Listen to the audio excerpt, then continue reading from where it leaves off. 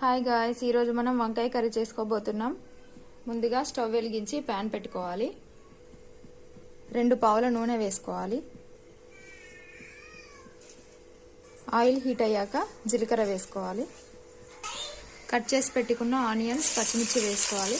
ఒక చిన్న ఆనియన్, ఒక 8 నుంచి 9 పచ్చిమిర్చి వేసుకోవాలి.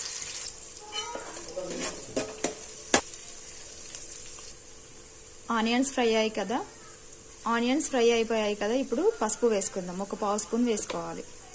1/2 స్పూన్ అల్లం వెల్లుల్లి పేస్ట్.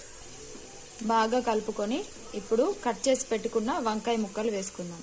నేను ఒక 1/2 కేజీ వంకాయలు తీసుకున్నాను. ఒకసారి బాగా కలుపుకొని మూత పెట్టుకోవాలి. మూత పెట్టుకొని ఒక 10 నిమిషాలు ఫ్రై అవ్వనిద్దాం. 5 నిమిషాల తర్వాత ఒకసారి మూత తీసి కలుపుకుందాం. మళ్ళీ మూత పెట్టుకొని 5 నిమిషాలు ఫ్రై అవనిద్దాం. 5 నిమిషాల తర్వాత మూత తీసుకొని బాగా కలుపుకోవాలి.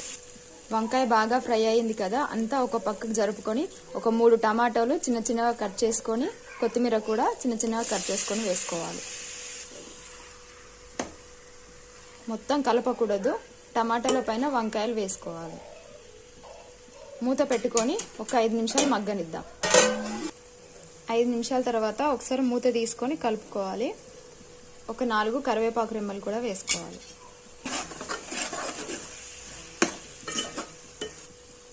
ఒక స్పూన్ ఉప్పు, ఒక 1/2 స్పూన్ కారం వేసుకోవాలి.